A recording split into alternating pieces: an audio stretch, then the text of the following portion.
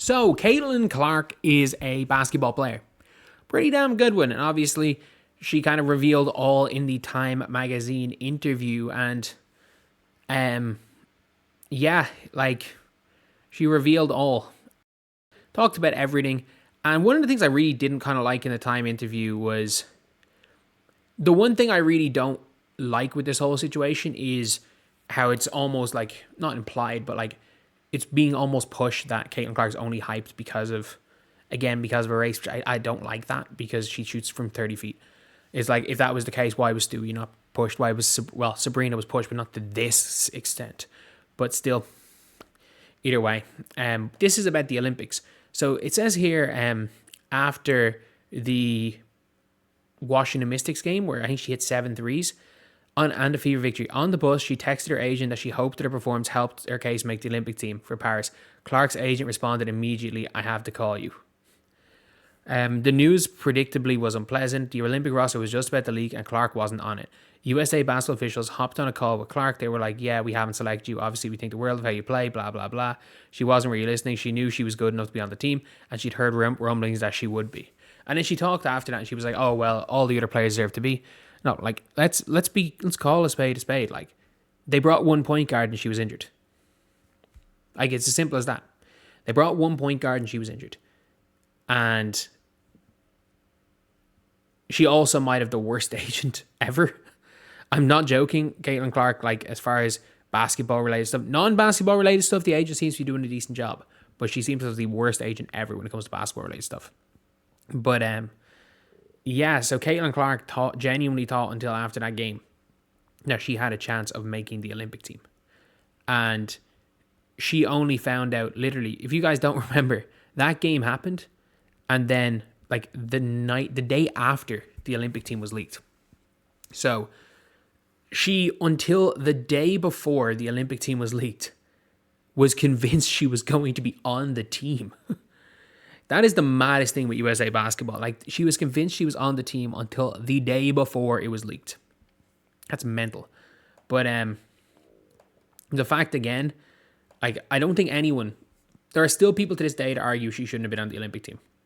It's like, literally the last game before the Olympics, she broke the all-time assist record while scoring 24 points in a game. She had the game right before that. If I'm not mistaken, no, it wasn't the Dallas game, but a few days earlier, a few like games beforehand, I think she had 13 assists and 29 points against Washington, which was a ridiculous game. And she had 30 against Washington earlier in the year. And ironically, at this stage, at the time they announced they weren't going to pick her, she had multiple 30-point games. She had a couple of 8 or 9 assist games. And she was still not picked, obviously. But I think the biggest problem was that they literally picked 5 first shooting guards. They picked 5 players that play the same position, and not only play the same position, have the same play style. They picked Sabrina Ionescu, they picked Kelsey Plum, they picked Jewel Lloyd, they picked Diana Taurasi, and they picked Kat Copper. And they rode Kat Copper rode the bench. Kalia Copper rode the freaking bench because they had too many people out at the same position. She could at least play defense, though. And then we saw in the Olympic final, and we literally had Chelsea Gray struggling to run up and down the floor.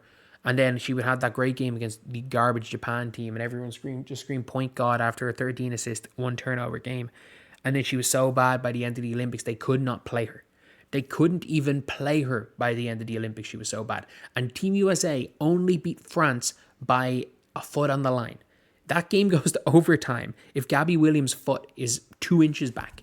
And France, by the way, this French team currently they were starting at center, guarding Aja, who did an unbelievable job on Aja in that game, was Ileana Rupert, who apparently, according to some fans, did not deserve to be picked by the Golden State Valkyries.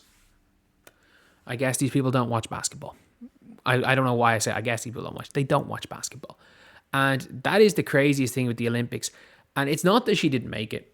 Look, I think people kind of figured out. I had a theory from the very start that she was hurt. They didn't want to name her because they didn't want the uproar. And that they were going to bring her as an injury replacement for Chelsea Gray. But the fact that it also leaked from the camp that the reason why Caitlin Clark didn't make the team was nothing to do with basketball. It was nothing to do with her not being at the camp that was on during the Final Four. It was nothing to do with all of these other things. It was like a lot of it was to do with the fact that they didn't want the circus around them, and that she wasn't going to play many minutes, and we didn't want her fans around.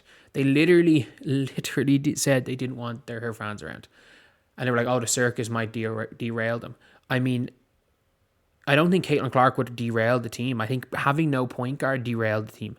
And having Chelsea Gray limp up and down the floor for the entire Olympics. And then you were running Kelsey Plum as the backup point guard. Jewel Lloyd sometimes as the backup point guard. I remember was it the All-Star game? Did Chelsea Gray start the All-Star? She did start the All-Star game, I think. And everyone was like, oh my God, they've started Chelsea Gray. They started Chelsea Gray. Jewel Lloyd, I know she didn't play that much in the end, but like she was starting at the start of it. She was their backup point guard at the start of the Olympics. It was a shit show.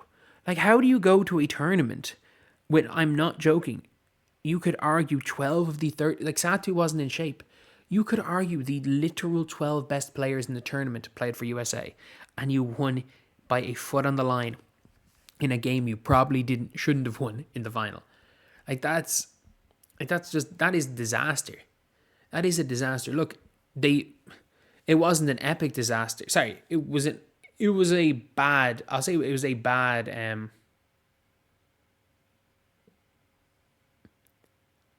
like a bad showing. Not disaster. It's a disaster. It can be a disaster win, but it was bad. It was poor. And it's not like the men's where you've got really good teams that can beat you in any given game. That shouldn't happen in the women's, and it almost did. Like, it almost did to a France team who wasn't that good. Like, they barely beat a Julie Allemande-less Belgium team in the semi-final. But so anyway, that is the video. It's mad that we're still talking about the Olympics at this stage, and it's mad just seeing how bad USA basketball was for the Olympics. It really, really is bad.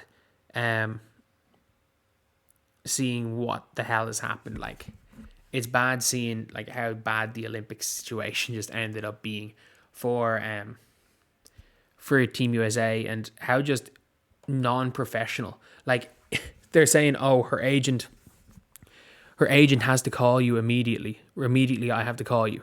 So were they actually not going to tell Caitlin Clark? Because this was the next day. Were they actually not going to tell her she didn't make the team until it leaked? Like, it's madness. It's absolute madness. Imagine if she found out the same way as we all found out that she didn't make the team through the leaks. Because if that hadn't happened the night before, maybe she would have.